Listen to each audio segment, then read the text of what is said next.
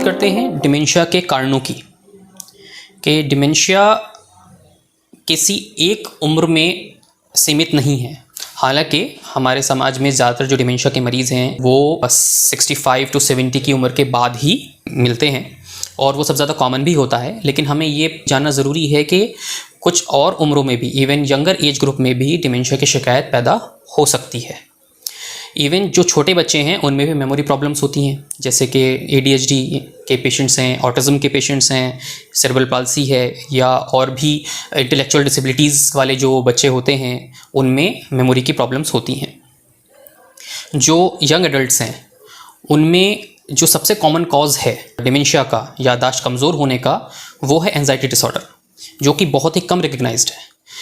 क्या होता है कि जो ज़्यादा चिंता करते हैं और जिनको चिंता की बीमारी होती है, जिसको एंजाइटी डिसऑर्डर बोलते हैं, या फिर डिप्रेशन की बीमारी होती है, तो वो हमेशा किसी न किसी चीज़ के बारे में सोचते रहते हैं। उनका दिमाग जो है वो उलझनों में ही उलझा हुआ रहता है। उससे क्या होता है कि वो प्रॉपर अटेंशन पे नहीं करते अपने आसपास के सराउंडिंग्स पे और चीज़ों पे, तो वो चीज़ों को भूलने लगते हैं। वो चीज़ों को प्रॉपरली रजिस्टर नहीं कर पाते अपने मेमोरी सिस्टम में, तो वो चीज़ों को भूलने लगते हैं। और अक्सर वो डॉक्टर के पास आते हैं कि हमें कुछ याद नहीं रहता, हम ये चीज़ें भूल जाते हैं, हमें पढ़ाई में डिफ़िकल्टी होती है, हम याद नहीं रख पाते हैं, एग्ज़ाम में अच्छा परफॉर्म नहीं कर पाते हैं। तो इस टाइप के सिम्टम्स लेकर भी पेशेंट्स आते हैं। तो ये जनरली एंजाइटी और डिप्रेशन की वजह से होता है, और इसको जो टर्म दिया गया सूडो डिमेंशिया, यानी एक तरीके का फॉल्स डिमेंशिया होता है, जो कि एंजाइटी और डिप्रेशन का अगर ट्रीटमेंट हो जाए प्रॉपरली और मरीजों की प्रॉपर काउंसलिंग हो तो वो दूर हो सकता है। अब जो इम्पॉर्टेंट है वो है कि जो 65+70 के एज में जो डिमेंशिया होता है, क्या वो किसी रिवर्सिबल कॉज की वजह से, रिवर्सिबल मतलब जिस कॉज को आराम से ट्रीट किया जा सकता है, या फिर डिजेनरेटिव कारणों की वजह से है कि ब्रेन के जो हिस्से हैं, जो मेमोरी वाले पार्ट्स हैं या अदर पार्ट्स हैं, अदर फंक्शन वाले पार्ट्स हैं, उनके श्रिंकिंग की वजह से, उनके सूखने की वजह से हो रहा है। तो रिवर्सिबल कॉज जानना भी बहुत ज़रूरी है, क्योंकि अगर उनका ट्रीटमेंट हो जाए तो बहुत ईजीली जो है वो डिमेंशिया रिवर्सिबल हो सकता है।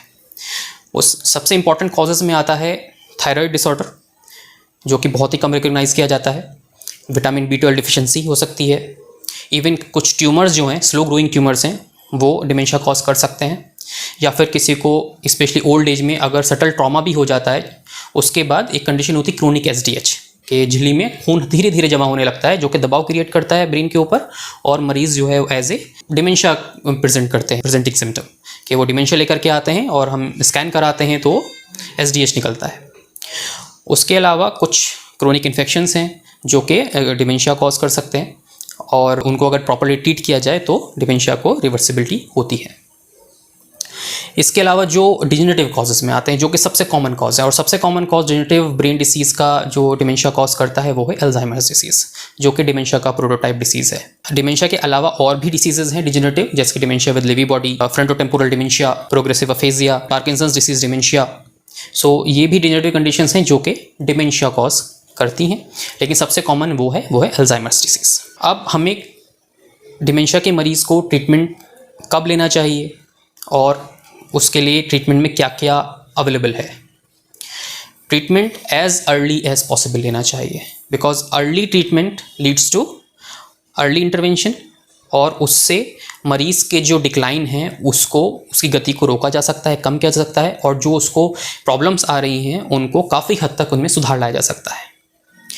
सिर्फ मेमोरी फंक्शन ही नहीं, जैसे उस मरीज़ को जैसे भ्रम की स्थिति पैदा हो रही है, या उसको चिड़चिड़ाहट है, बहुत ज़्यादा गुस्सा है, नींद विकार आ गए हैं, और मल्टीपल अदर बिहेवियरल सिम्टम्स आ रहे हैं, तो वो जो कि बहुत ज़्यादा मरीज़ के लिए और मरीज़ के घर वालों के लिए डिस्ट्रेसफुल होते हैं, उनकी क्वालिटी ऑफ लाइफ को ख़राब करते हैं। तो उनका अगर उनको प्रॉपर ट्रीटमेंट मिल जाए तो उनकी लाइफ काफ़ी हद तक बेहतर हो सकती है।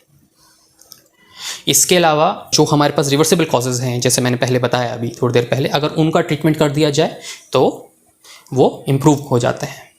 इसके अलावा एक और कंडीशन होती है, दैट इज़ वॉस्कुलर डिमेंशिया, जैसे पुराने स्ट्रोक के पेशेंट्स होते हैं जिनको पहले फालिज हो चुका होता है, या फिर जिनको मल्टीपल रिस्क फैक्टर्स होते हैं, जैसे डायबिटीज़, हाइपरटेंशन, डिस्लिपिडीमिया, ओबेसिटी, और या जो बहुत ज़्यादा स्मोकिंग करते हैं, अल्कोहल लेते हैं, जिनको पहले हार्ट अटैक वगैरह आ चुका है या फालिज आ चुका है। तो ऐसे मरीज़ों में धीरे धीरे ब्रेन में छोटे छोटे क्लॉट्स बनते रहते हैं, जो कि वाइट मैटर डिसीज़ कॉज करते हैं।